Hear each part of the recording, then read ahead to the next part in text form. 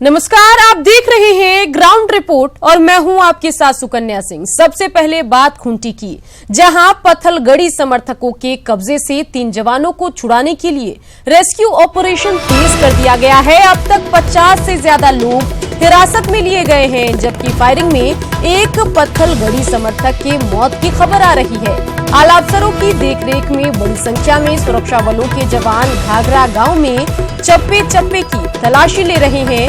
रैफ के साथ साथ सुरक्षा बलों के जवानों ने घाघरा गांव को घेर लिया है।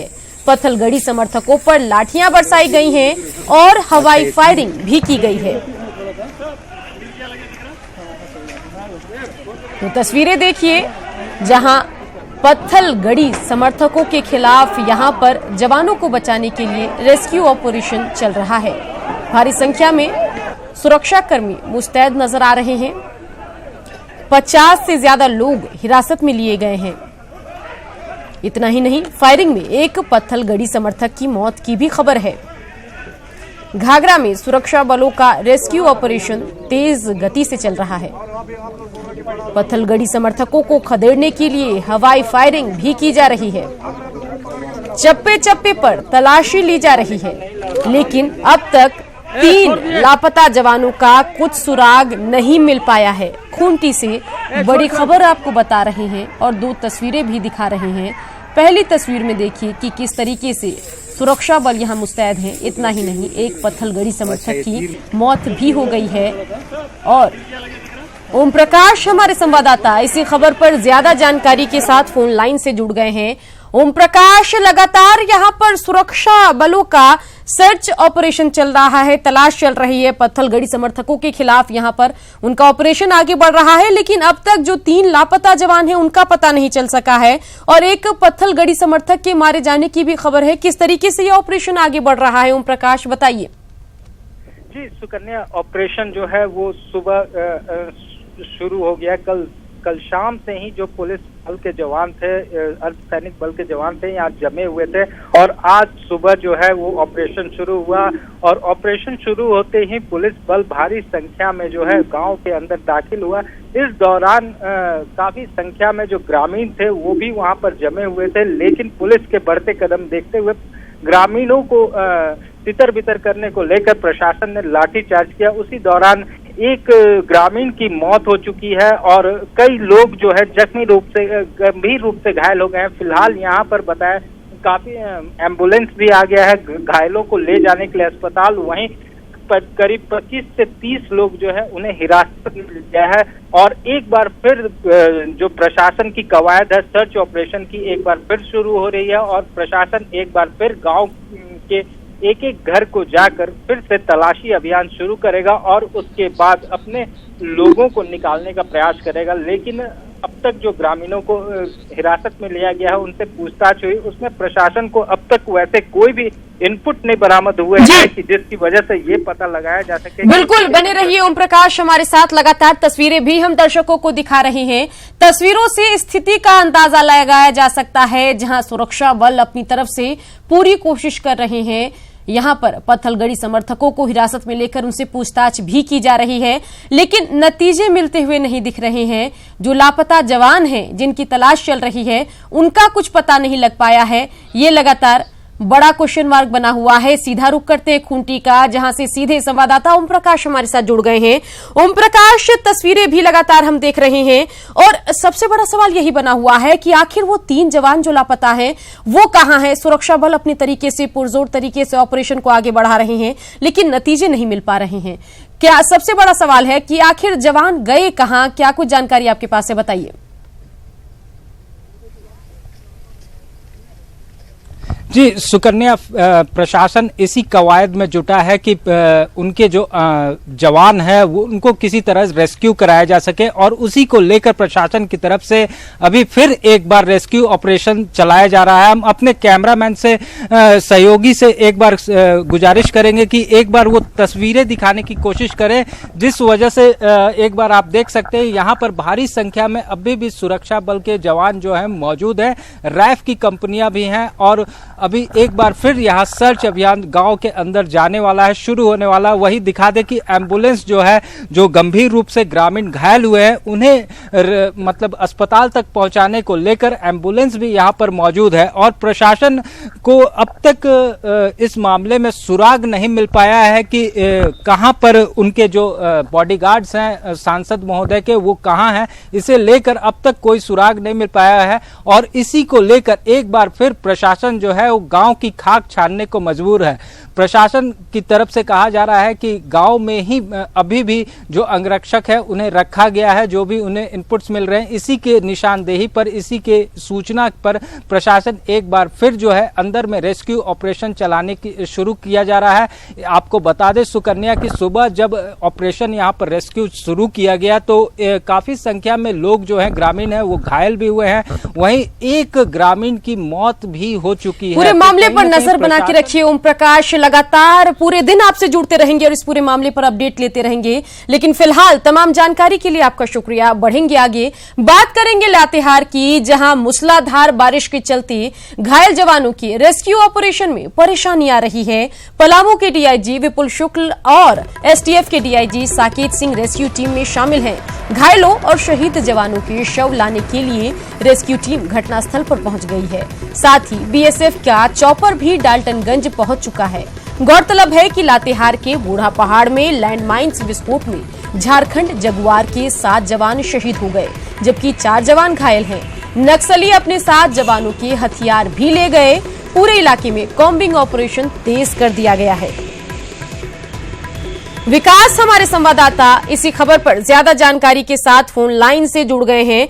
विकास, यहां पर लातेहार में मूसलाधार बारिश की वजह से रेस्क्यू ऑपरेशन में परेशानी आ रही है। 7 जवान शहीद हुए हैं। 4 घायल जवानों को जल्द से जल्द बेहतर जो है वो मेडिकल सुविधा उपलब्ध कराने की जिम्मेदारी है। क्या कुछ जानकारी आपके पास है, बताइए। जी सुकन्या, सबसे पहले मैं बता देना चाहूंगा कि ऑपरेशन चलाने से पहले एक बेस कैंप बनाया गया था। वहीं पे सभी मृत जवानों के शव जो कि छत बिछत अवस्था में हैं, उनके शव को तथा घायल जवान जो हैं उनको बेस कैंप में लाके रखा गया है। और वहां पे जो तत्कालिक इलाज हो सकता है फर्स्ट एड की, वो किया जा चुका है। हालांकि रेस्क्यू टीम वहां पे पहुंच चुकी है। मौसम काफी ज्यादा खराब है, काफी मूसलाधार बारिश हो रही है, जिसकी वजह से काफी परेशानी और मशक्कत उठाना पड़ रहा है। हालांकि पलामू में बेस बनाया गया है, जहां पे चॉपर पुलिस की चॉपर आ चुकी है और वहीं पे जवानों को लाके और बेहतर इलाज के लिए रांची ले जाने की तैयारी की जा रही है। और पुलिस अतिरिक्त सुरक्षा बलों के साथ वहां पे पहुंच चुकी है और लगातार प्रयास में है कि जल्दी से जल्दी रेस्क्यू कर जवानों को वहां से निकाला जा सके। जी सुकन्या। बिल्कुल विकास, लगातार तस्वीरें भी हम दर्शकों को दिखा रहे हैं, जहां लातेहार में मूसलाधार बारिश की वजह से रेस्क्यू में परेशानी आ रही है। घायल जवानों के रेस्क्यू ऑपरेशन में लगातार बारिश की वजह से अड़चन आ रही है। डाल्टनगंज नहीं पहुंच सका है बीएसएफ का चॉपर। बता दें कि चॉपर तो पहुंचा है, लेकिन कब यहां पर जवानों को उस पर बिठाकर बेहतर मेडिकल सुविधा के लिए पहुंचाया जाएगा, इसके लिए लगातार कोशिश जारी है। अब बात कुछ सियासी खबरों की। बिहार के सीएम नीतीश कुमार ने लंबे अरसे बाद आरजेडी अध्यक्ष लालू प्रसाद से फोन पर बातचीत की और उनका हालचाल जाना। बताया जा रहा है कि गठबंधन से जुदाई के बाद सीएम नीतीश ने पहली बार फोन पर लालू प्रसाद से बात की है। हाल के दिनों में एनडीए में सीट शेयरिंग को लेकर चल रहे बयानबाजी के बीच नीतीश लालू की बातचीत के सियासी गलियारे में कई मायने निकाले जा रहे हैं। हालांकि एक तबका ये भी मान रहा है कि चूंकि लालू प्रसाद की तबीयत इन दिनों खराब है, इसी को लेकर हालचाल जानने के लिए सीएम नीतीश कुमार ने फोन से उनके साथ बातचीत की है।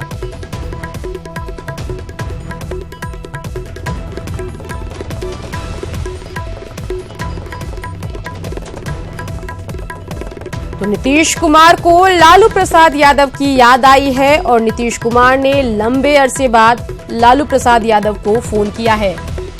अमित झा हमारे संवाददाता इसी खबर पर ज्यादा जानकारी के साथ सीधे हमारे साथ जुड़ गए हैं। अमित, जब बुरे दौर में लालू प्रसाद यादव फंसे हुए थे, तेजस्वी यादव लगातार फोन कॉल कर रहे थे नीतीश कुमार को। उस वक्त नीतीश कुमार ने फोन नहीं उठाया था और अब एक लंबे अरसे बाद नीतीश कुमार ने लालू प्रसाद यादव को फोन कर हालचाल जाना है। ऐसे में क्या कुछ सियासी मायने इस पूरे फोन कॉल के निकाले जा रहे हैं, ये बताइए।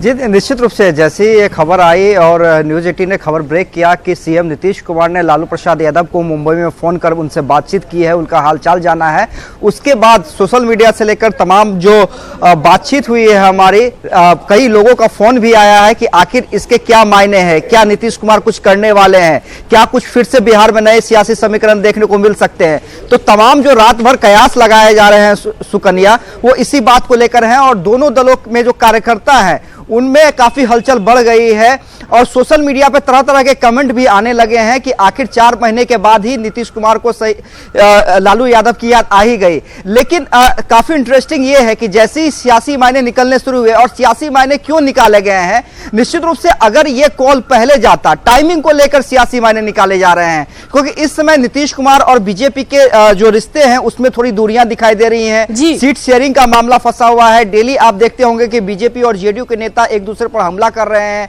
चेहरे की यहां पर बिहार में सियासत हो रही है। दूसरी ओर कांग्रेस के जो बिहार प्रभारी हैं शक्ति सिंह गोहिल, वो नीतीश कुमार को कहते हैं कि अगर बीजेपी का साथ नीतीश कुमार छोड़ते हैं तो फिर नीतीश कुमार आ सकते हैं, इसके बारे में कांग्रेस सोच सकती है।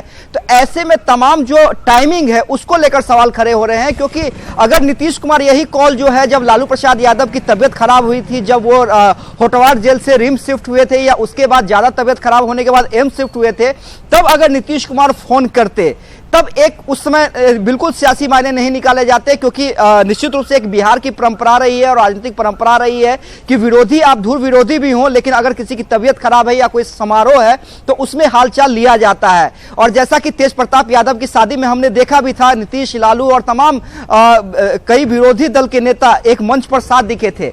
लेकिन अब की जो टाइमिंग है, 4 महीने के बाद जो नीतीश कुमार ने फोन किया है, उसको लेकर सियासी बाजार गर्म है। हालांकि तेजस्वी ने जैसी ये खबर ब्रेक हुई न्यूज़ 18 की तरफ से और उसके बाद तमाम चैनलों की तरफ से, तो उसके बाद तेजस्वी का एक काफी इंटरेस्टिंग ट्वीट आया कि जो भी कयास लगाए जा रहे हैं वो गलत है। उल्टे उन्होंने नीतीश कुमार को खरी खोटी सुना दी ट्वीट करके कि 4 महीने के बाद नीतीश कुमार को लालू प्रसाद यादव की याद आ रही है और एनडीए नेताओं ने भी हालचाल जाना है लालू प्रसाद यादव का, लेकिन सबसे अंतिम बारी जो थी नीतीश कुमार की थी। तो ऐसे में तेजस्वी यादव ने कोशिश की है कि जो भी राजनीतिक मायने निकाले जा रहे हैं, चाहे आरजेडी के तरफ से या जेडीयू के तरफ से या मीडिया में, तो उस पर विराम लगाया जाए। हालांकि अभी तक जेडीयू की तरफ से कोई प्रतिक्रिया नहीं आई, ऑफिशियल प्रतिक्रिया नहीं आई है। इंतजार है कि जेडीयू इस पूरे मामले पर क्या कुछ कहती है। सुकन्या, बिल्कुल अमित, नजर बना के रखिए पूरी सियासी सरगर्मी पर, लेकिन फिलहाल तमाम जानकारी के लिए आपका शुक्रिया। बड़ा सवाल यही है कि राजनीति के मंझे खिलाड़ी माने जाने वाले नीतीश कुमार ने आखिर 4 महीने बाद लालू का हाल क्यों जाना? क्या ये बीजेपी पर प्रेशर पॉलिटिक्स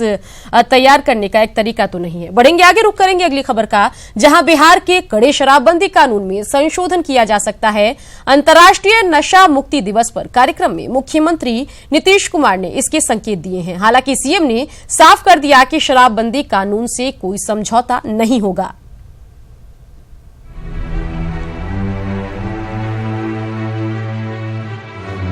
बिहार में शराबबंदी कानून को लागू करने के बाद से ही नीतीश कुमार राजनीतिक दलों के निशाने पर थे। कई बार शराबबंदी कानून में खामियों को लेकर भी सवाल उठाए गए और आरोप लगाए गए कि इसकी वजह से निर्दोष लोग भी कड़े कानून का शिकार हो रहे हैं। पिछले 1 साल से नीतीश कुमार शराबबंदी कानून में खामियों के बारे में आम लोगों से लेकर खास लोगों तक से सलाह ले रहे थे। मादक पदार्थों के दुरुपयोग और अवैध व्यापार के खिलाफ अंतर्राष्ट्रीय दिवस समारोह में नीतीश कुमार ने साफ कर दिया कि शराबबंदी कानून में संशोधन का विधेयक इसी मानसून सत्र में पेश किया जाएगा। कि किस कानून के किस प्रावधान का दुरुपयोग हो रहा है, एक एक चीज का विश्लेषण करके लोग तैयार कर रहे हैं और ये काम गृह विभाग और मध्य निषेध विभाग मिलकर के इस काम को करना और संतोषवा उसमें विधि विभाग का भी मंतव्य लेकर उसको मंत्री रूप देंगे। हमारा द्वारा हाउस होगा मानसून सेशन और मैं समझता हूं हमने कहा इसके पहले पूरी समीक्षा कर देंगे, हम कोई हड़बड़ी में कोई काम नहीं करेंगे। नीतीश कुमार अपने पड़ोसी राज्यों से भी बेहद नाराज दिखाई दिए। उन्होंने कहा कि बिहार में शराबबंदी होने के बाद राज्य की सीमा से सटे पड़ोसी राज्यों की आमदनी बढ़ गई है। नीतीश कुमार ने ऐसे राज्यों में शराब से होने वाली कमाई को घिनौना कहकर अपने गुस्से का इजहार भी किया। आज बिहार में हम लोगों ने प्रतिबंध लगाया है और उसके चलते उनको जो लाभ हो रहा है, ये कैसा लाभ है? ये तो बहुत ही, जिसको कहिए कि घिनौना लाभ है।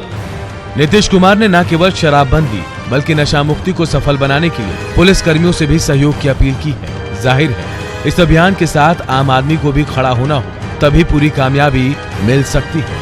न्यूज़ 18 के लिए पटना से आनंद अमृतराज की रिपोर्ट।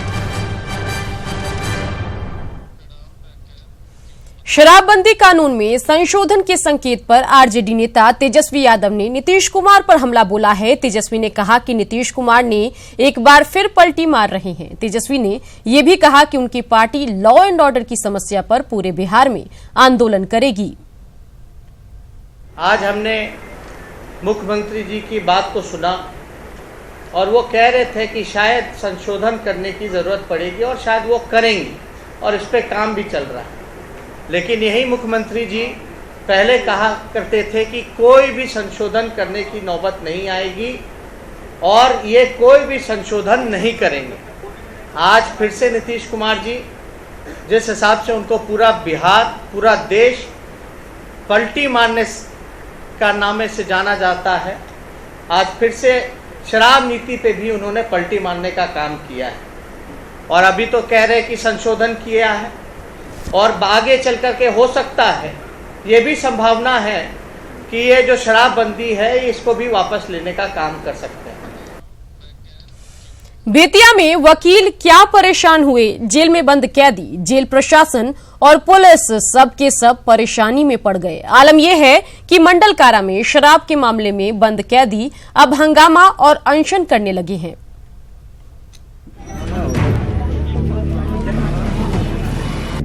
बिहार में शराबबंदी कानून के चलते जेल में कैदियों की तादाद बढ़ती जा रही है। बेतिया मंडल कारा में क्षमता से ज्यादा कैदी हैं। वकीलों के कार्य बहिष्कार के चलते कैदियों की जमानत नहीं हो पा रही है, जिसको लेकर कैदियों ने हंगामा भी किया और अनशन करने की धमकी भी दे डाली। नाश्तो करतन ताकि जानतन लोग खात रहने नु तो जानतन लोग शराबे पियलन, ओई में पकड़ा गइल बन। पूरा बेल लेके हड़ताल चलता, वकील हड़ताल के लेवा बेल नहीं के ना, वकील हड़ताल के लेवा।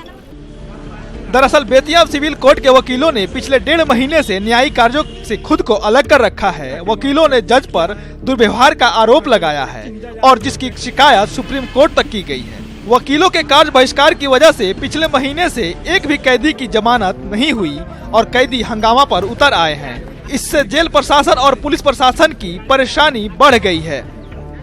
5th डीजे के कोर्ट का बहिष्कार हम लोग कर रहे हैं कि उनका बिहेवियर वकील लोगों के साथ अच्छा नहीं है। वह किसी को भी कुछ बोल देते हैं। चेतना शून्यता जो है, ऑनरेबल हाई कोर्ट का भी अभी तक इस पर कोई कार्रवाई नहीं की गई। हजारों लोग जेल में पड़े हुए हैं, गरीब लोग रो रहे हैं। वकीलों की परेशानी पूरे जेल प्रशासन और पुलिस प्रशासन की परेशानी बढ़ाती दिख रही है। ऐसे में कानून व्यवस्था की कोई समस्या खड़ी हो, उससे पहले सरकार को इस समस्या का समाधान खोजना होगा। प्रफुल्ल, न्यूज़ 18 बेतिया। बड़ी खबर पटना से आ रही है। जल समाधि लेने लोग पहुंचे हैं। राजीव नगर के गंगा घाट पर जल समाधि लेने लोग पहुंचे हैं। प्रशासन ने लोगों को रोका है। पिछले कई दिनों से लोग यहां प्रदर्शन कर रहे थे। प्रशासनिक रवैये से लोगों में नाराजगी है। घाट पर भारी संख्या में पुलिस की तैनाती की गई है। बड़ी खबर पटना से आपको बता रहे हैं, जहां आक्रोशित लोग जल समाधि लेने पहुंचे हैं। राजीव नगर के गंगा घाट पर ये लोग पहुंचे हैं। प्रशासन ने लोगों को रोका है और उन्हें समझाने का प्रयास किया जा रहा है। घाट पर भारी संख्या में पुलिस की तैनाती है। बता दें, लोगों में प्रशासनिक रवैये से नाराजगी है और पिछले कई दिनों से ये लोग प्रदर्शन कर रहे हैं और जब इनके प्रदर्शन पर गौर नहीं किया गया तो इन लोगों ने जल समाधि लेने का फैसला किया और रुख किया राजीव नगर के गंगा घाट का। इसी बीच सुपौल सहरसा पथ पर भेलाही के समीप देर रात एक यात्री बस में घुसकर कुछ शराबियों ने यात्रियों से मारपीट और बदसलूकी की। जिसके बाद सदर थाना पुलिस ने यात्रियों की शिकायत पर मामले की जांच शुरू कर दी। यात्रियों ने आरोप लगाया है कि शराब के नशे में 5 बदमाश बस में घुस गए और उनसे मारपीट की और गले से चेन भी छीना। पुलिस के मुताबिक 2 यात्रियों के विवाद में इस वारदात को अंजाम दिया गया है।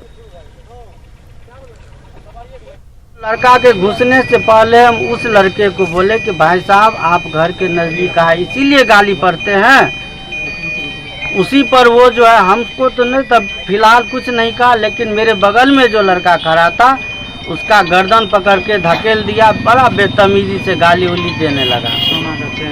तब तक वो लड़का घुस गया अंदर, बस के अंदर सब बाहर वाला और सबको गाली देने लगा। बस खुली, उसी में विवाद हुआ, 2 पक्ष में विवाद हुआ। विवाद में यहाँ अपना घर के सामने 10 आदमी को बुला करके इन लोगों के साथ यात्री के साथ मारपीट किए। और इसी के साथ इस बुलेटिन में इतना ही। मुझे दीजिए इजाजत। नमस्कार।